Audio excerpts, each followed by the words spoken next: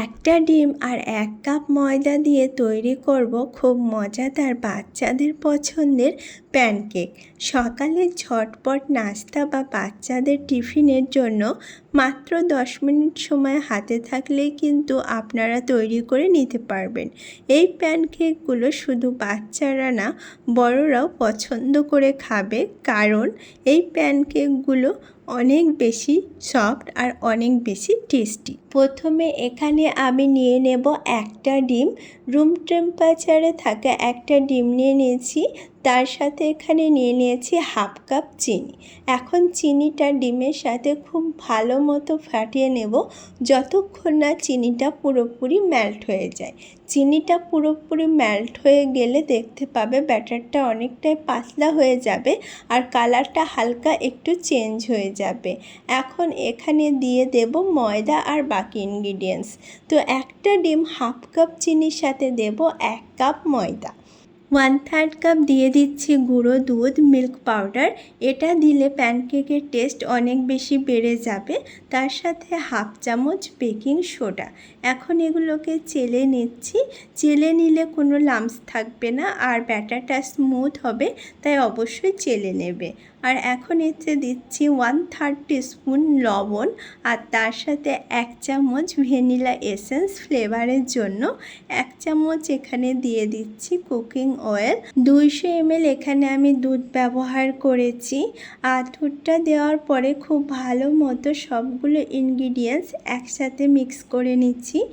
যদি ময়দা আর ডিমের পরিমাণ বেশি হয় সেক্ষেত্রে দুধের পরিমাণও বাড়বে।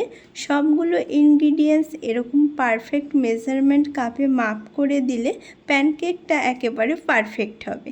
ব্যাটারটা এখন স্মুথ রেডি হয়ে গেছে আর এর কনসিস্টেন্সিটা আমি দেখিয়ে দিচ্ছি।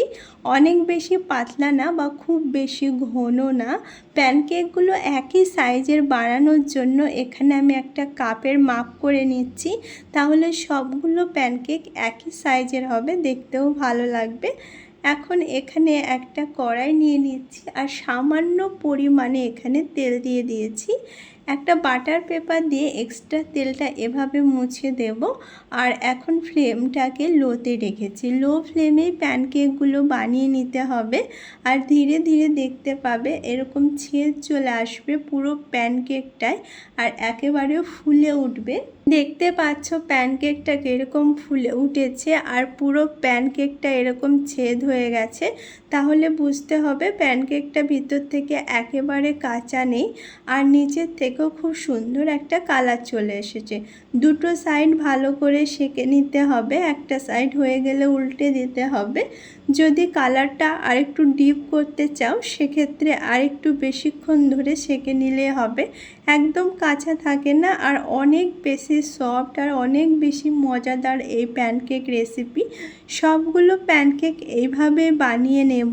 লো ফ্লেমে প্যানকেকগুলো বানিয়ে নিতে হবে আর এরকম যখন দেখবে উপর থেকে পুরো ছেদ হয়ে গেছে, পুরোপুরি প্যানকেকটা ফুলে উঠেছে, তখনই প্যানকেকগুলো উল্টে দিতে হবে।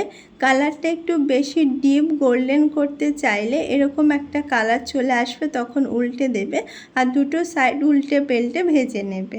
এখন দেখতে পাচ্ছ 1 কাপ ময়দা আর একটা ডিম দিয়ে কতগুলো প্যানকেক তৈরি হয়ে গেছে। খুব কম সময়ে এই প্যানকেকগুলো বানানো যায়। বাচ্চা থেকে বড় সবার খুবই প্রিয় হবে এই প্যানকেক। সেম টিপস ফলো করে এইভাবে একবার বানিয়ে দেখো, আশা করছি সবার খুব ভালো লাগবে। দেখতে পাচ্ছ কতটা ফ্লপি, সফট আর ভিতরে একেবারে কাঁচা নেই। কতটা সুন্দর হয়েছে উপরের দিক থেকে এবং নিচের দিক থেকে।